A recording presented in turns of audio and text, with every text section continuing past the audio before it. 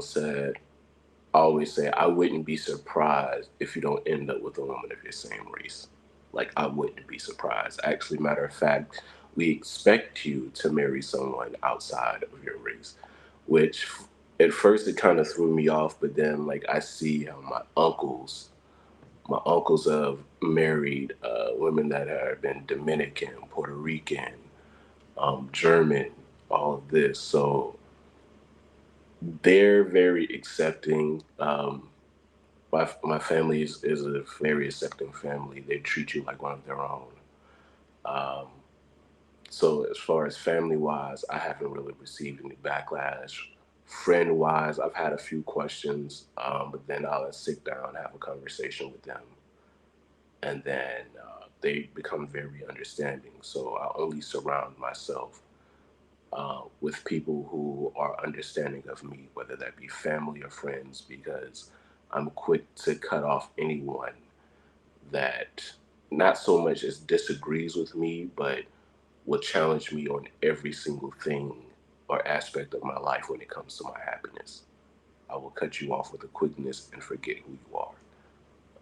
But yeah, very, very accepting family, very accepting friends over here. Love that. Love that. Glad you have support regardless of who you love. We do have another question I think is a really good question I want to get to. So, Kelly, if you could give your answer to this question. There's one more down there that I think we can fit in time, and then we'll wrap everything up. Yeah, no, I will just say that everybody here normally say to me that just be sure that he's not a Jeffrey Dahmer, something like that. If you go to Texas, you just be safe, and you need someone to respect you, and your my sons say, "Mom, we just want you to be happy," and all those stuffs. They have more. They don't like stream that in the beginning. What stream was something bad to them, but relationship with someone to another country is not. They don't just want to me to be safe and happy. So Love is that. that. Glad you're supported as well. That's great. One last question, guys. This has been an amazing show again, guys. This is Heart to Heart, featured every Wednesday at 6 p.m. Gopher has a question in the comments saying, what about the cultural differences between the two people in the relationship? So, guys, when it comes to Uma, this guy's been eating soul food his whole life. And now you come with the Indian food and the Brazilian food for you. And then we got good old Texas steak. That's Cincinnati. I don't know what they known for, but yo, Indianapolis, man. And then Grio, even you, when you bring that interracial person that where your family is accepting. I know for us, Thanksgiving dinners are huge. Have you ever invited your lady over to a dinner? How does that work for you guys? Do those differences matter or come into play at all for conflict is what he's asking. I Let's was start gonna. with games on this. Okay, Oh, go I'm ahead. sorry. I was gonna talk about Thanksgiving. Thanksgiving is huge to Americans. Kelly, good luck. It is their holiday, and I did not grow up with Thanksgiving in my country, Mm, so I have actually, up until last year, we've been together close to 4 years, and last year was the first time we spent Thanksgiving together, because usually Rose goes home to his family. It's a big thing. Thanksgiving is. And last year we spent it for the first time together, and I was so nervous because I didn't know if he was gonna like my food. I don't do the chitlins, collard greens. I don't know what else. I don't know how to do this stuff. Collards, right? I don't know any of this. He eats all of that. And I was so nervous, but that man ate my food and fell asleep promptly on the couch. And I said, I won. I won this war because let me tell you something about men. If you the man needs to eat, he needs to love your food. And I was so yep. scared that I wouldn't be able to satisfy him with the food I make, but he loves my cooking. He loves what I make. So again, it goes back to the people in the relationship have to be adaptable. Right. He goes back to like his New York a couple times a year. He'll go back for a week, and then he could get all his food there, his home food and whatnot. Right. And then when he's with me, he eats what I make. So that's it for me. Love it. Games.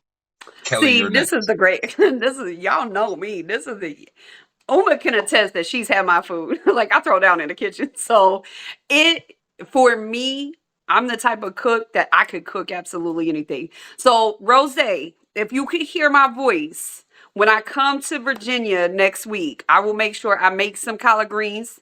I'll make some chitterlings for you. I will make a sweet potato pie for you. Make sure you get all of that right there because that is something that I have just learned how to cook over time. Like I just love to cook. So Cincinnati is known for chili. They're also known for their pizzas. Indianapolis is known for like their tenderloins. I don't really eat tenderloins. That's really I don't eat meat anymore, but I still cook it. So when it comes to cooking absolutely anything, like I can cook.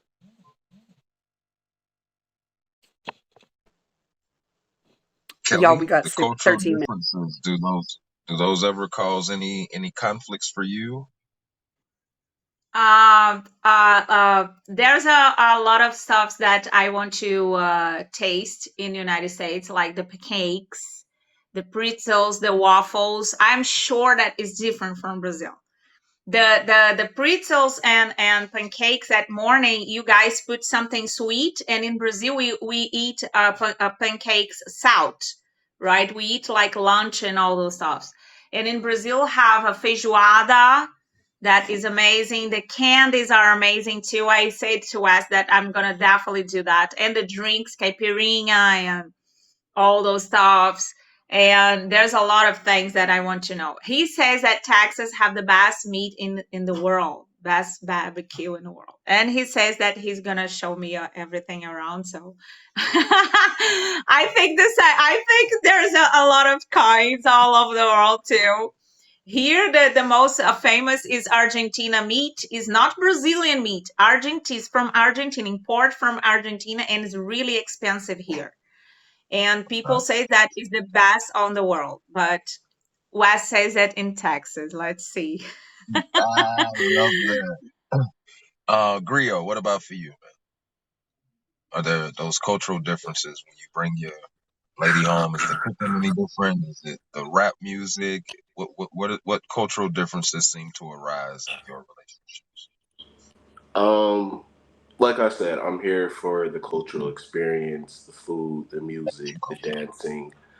Um, but I will recall there was a time, this wasn't me personally, but it did affect me. As I said, one of my uncles dated a woman from the Dominican Republic, and it was Thanksgiving. And as they said, Thanksgiving is very dear to us Americans. Um, it was a culture shock to me. I wasn't expecting it. Went over to his house. It was turkey there. I'm like, okay, we finna eat, Unc. I see how it's going. Then I started seeing like some tamales and stuff. I said, you know what? I've never had it before. Let's try it. Everything regular is here. Let's try it. It came to the potato salad, and I seen the potato salad was red. And I said, why is the potato salad red?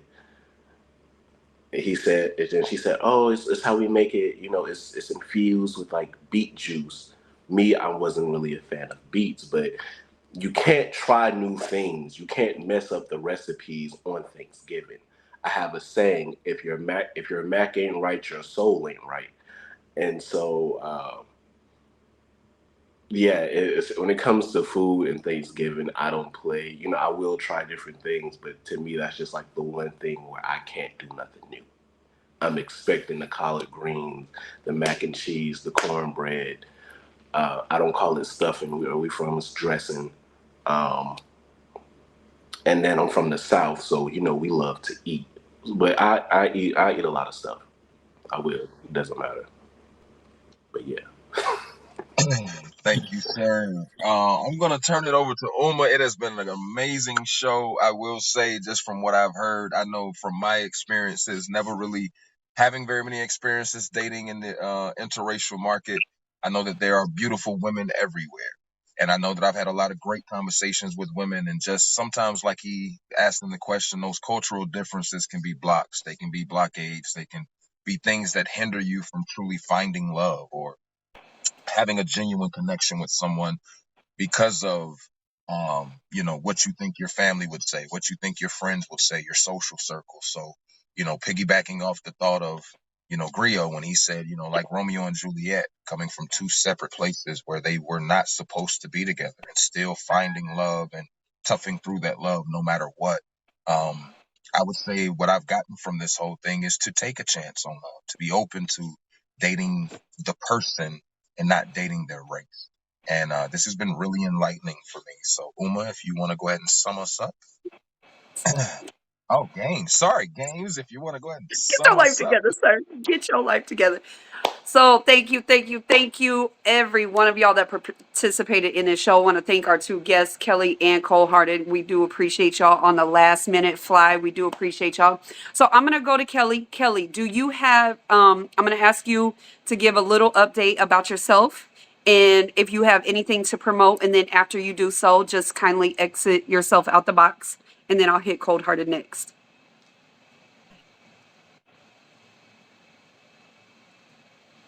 Nope, you're muted. Can you hear me? There we go. Yeah. Yes. Okay. I really appreciate. It was a really pleasure to tell my story, a little bit of the story about my relation, and it was really kind of you for us. Thank you so much. I'm gonna start to stream more here in POF, right?